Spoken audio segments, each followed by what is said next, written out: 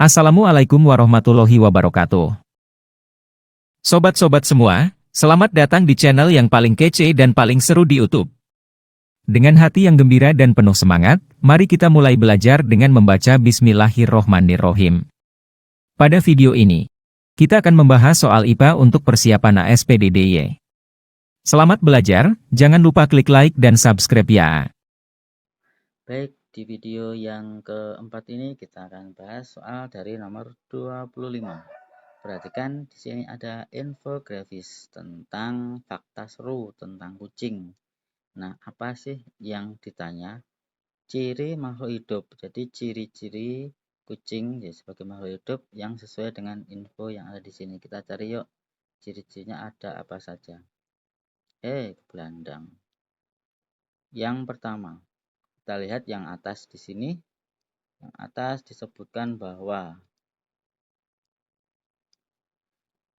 memijat adalah salah satu kegiatan yang juga dilakukan oleh kucing. Jadi kucingnya memijat, bisa memijat-mijat. Ini menggerak-gerakkan kakinya, di mana kucing memijat dengan cara menekan telapak tangannya secara bergantian kanan dan kiri. Maksudnya kaki bagian depan. Dan ada juga yang memijat dengan menarik atau mengeluarkan cakarnya. Nah, di sini berarti kucing melakukan aktivitas dengan menggerak-gerakkan kakinya. Maka di sini cirinya adalah bergerak. Yang di bawahnya. Wah, tidak hanya manusia, ternyata kucing juga bisa berkeringat. Nah, di sini ada kata berkeringat. Berarti ini menunjukkan bahwa kucing mengeluarkan zat sisa atau ekskresi. Nah, kelenjar keringat di bagian bawah bantalan kakinya. Hal ini yang menyebabkan kucing hanya mengeluarkan keringat melalui cakarnya saja. Coba kamu perhatikan jika suhu di ruangan sedang panas, jadi jika suhunya itu panas, maka kamu melihat cakar kucingnya menjadi basah karena keringatnya.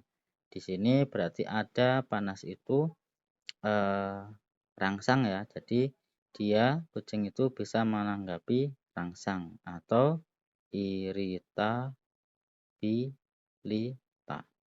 Oke, jadi ada 3 itu paling tidak. Maka yang betul adalah yang mana? Yang A, ekskresi, iritabilitas, dan bergerak. Lanjut ke soal nomor 26. Organel sel. Nah, kita lihat pertanyaannya. Urutan organel sel yang sesuai dengan teks ditunjukkan oleh nomor titik-titik. Di ada organel sel yang disebutkan di bacaan. Kita baca ya. Dimulai dari ini deh. Jadi, organel sel itu berada di sitoplasma, yaitu cairan yang mengelilingi nukleus. Masing-masing organel sel ini memiliki fungsi tersendiri. Organel tersebut antara lain yang pertama yang disebut di sini yang A, organel sel yang berperan sebagai pusat energi. Pusat energi, jadi menghasilkan energi, yaitu apa? Mitokondria. Jadi yang disebut mitokondria itu yang mana? Yang nomor 1. Mitokondria. 1. Nah, kemudian di bagian ini glukosa yang masuk ke tubuh akan diolah menjadi molekul energi. Jadi ini menghasilkan energi yang kemudian energi inilah menjadi bahan bakar sel agar bisa menjalankan semua fungsinya. Oke, nomor 2B, organel sel lain yang berfungsi sebagai pendukung dalam pembentukan protein, di mana disinilah ribosom menempel, jadi tempat ribosom menempel. Selain beberapa tersebar pada sitoplasma, jadi ribosom itu juga selain menempel, di mana? Di sini, nah di sini ada banyak ribosom yang menempel. Di sini adalah retikulum endoplasma. Jika ada ribosom yang menempel berarti Re kasar. Yang tidak ada ribosom menempel Re halus. Nah, itu yang namanya retikulum endoplasma nomor 4. Kemudian yang ketiga, organel sel yang memiliki bentuk seperti tumpukan kantong-kantong pipih yang sangat kompleks. Organel ini berfungsi menjalankan sistem sekresi. Jadi, fungsinya adalah untuk sekresi. Yang mana itu? Nomor 5 yang namanya badan Golgi. Jadi, yang disebutkan secara berurutan berdasarkan teks adalah nomor 1, 4, dan 5. Jawabannya yang B. Berikutnya soal nomor 27. Nomor 27 tentang vertebrata. Ini merupakan kelompok hewan yang memiliki tulang belakang. Nah, vertebrata itu dibagi menjadi beberapa kelas. Ada kelasnya kucing. Kucing ini termasuk dalam kelas mamalia ya, mamalia. Kemudian ada paus. Paus ini juga mamalia. Mamalia. Ikan tuna itu adalah ikan. Kemudian merpati itu termasuk dalam burung ya, atau res. Nah, makhluk hidup yang memiliki kerabatan yang paling dekat adalah titik-titik. Karena ini di vertebrata, maka kita bisa memilih yang satu kelas, yaitu mamalia. Siapa? Paus dan kucing. Jadi jawabannya yang di paus dan kucing, karena sifat dari mamalia ini mempunyai kelenjar mamae. Gitu ya. Berikutnya nomor 28.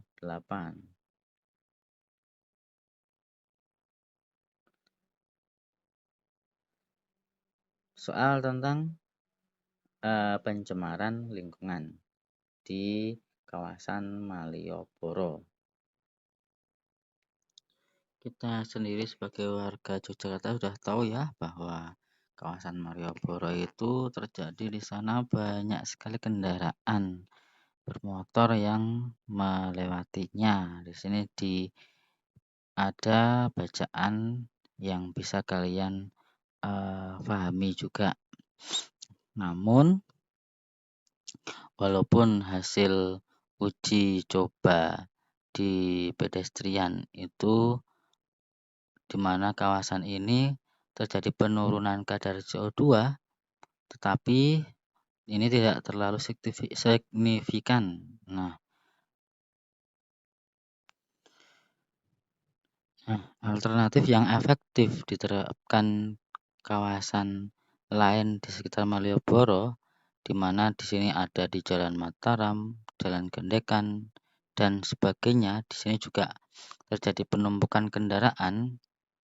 Maka untuk mengurangi dampak pencemaran dari polutan tersebut adalah sama seperti dengan di Malioboro ya, yaitu dengan ditambah kawasan pedestriannya itu, atau menambah ruang terbuka hijau yang mampu menyerap CO2.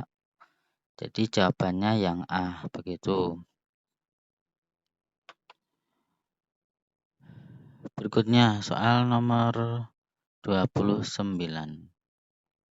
Terdapat infografis tentang pemutihan karang. Karangnya jadi putih, yang semula hijau jadi putih. Nah, kenapa? Jadi, kejadian pemutihan karang ini merupakan peristiwa keluarnya alga. Jadi, di dalam karangnya ini ada alga, sehingga warnanya hijau. Nah, dari sini yang ditandai dengan memudarnya warna seluruh karang menjadi putih. Karena alganya sudah keluar, maka jadi putih. Nah, pada tingkat lanjut, memutihnya warna karang ini akan diikuti oleh kematian karang. Nah, alga ini adalah sumber utama makanan bagi karang. Jadi, karang itu mendapatkan keuntungan dengan adanya alga. Karena apa? Karena karang mendapatkan makanan, gitu ya, makanan. Kemudian juga memberi warna karang. Nah, alga juga menjadi sumber utama makanan bagi beberapa ikan herbivora yang hidup di sekelilingnya di sini ya. Itu karang mendapatkan keuntungan. Kemudian di sini diperoleh bacaan juga. Alga sangat sensitif terhadap perubahan suhu air laut. Jika terkena stres akibat naiknya suhu air laut atau polusi, alga akan keluar dari jaringan hewan karang. Kemudian yang di sini tanpa alga, karang kehilangan sumber makanan utama dan menjadi putih atau sangat pucat serta sangat rentan terhadap penyakit. Nah, selain perubahan suhu air laut, badai dapat memicu air hujan hingga membanjiri pantai yang membawa polutan dari daratan yang dapat menyebabkan pemutihan karang. Nah, kemudian di sana tadi ada alga. Alga bisa hidup karena ada karang. Jadi, alga mendapatkan keuntungan juga. Karena apa? Yaitu mendapatkan tempat untuk hidup gitu ya. Sehingga keduanya terjadi simbiosis. Simbiosis yang saling menguntungkan namanya simbiosis mutualisme. Ada dua nih. Yang mana? Kalau yang B, mutualisme antara alga dan surgeonfish. Karena alga menjadi sumber utama makanan bagi ikan tersebut, sedangkan ikan memberi nutrisi bagi alga. Tadi ikannya tidak disebutkan memberi nutrisi bagi alga ya. Kemudian kalau yang C, antara polip karang, jadi karang dengan alga sekarang. Karena alga hidup di jaringan karang, kemudian menjadi sumber makanan bagi karang. Jadi yang C yang paling betul. Jadi karang dan alga. Nomor 30. Ada jenis-jenis otot. Di sini ada otot lurik, otot polos, dan otot jantung. Ketika jenis otot tersebut memiliki struktur dan fungsi yang berbeda sehingga menyusun berbagai organ tubuh yang berbeda. Salah satu jenis otot yang memiliki bentuk silinder bercabang seperti serabut-serabut halus memanjang, memiliki garis lintang, inti sel banyak di tengah. Nah, jenis otot ini bekerja dengan tipe kontrol di luar kehendak kita. Inilah yang namanya otot jantung. Oke. Yang manakah kalau ini tidak bercabang? Silinder, manjang, tapi tidak bercabang. Salah ya. Nah, jadi yang sesuai yang ini, yang B. Otot jantung, letaknya di jantung.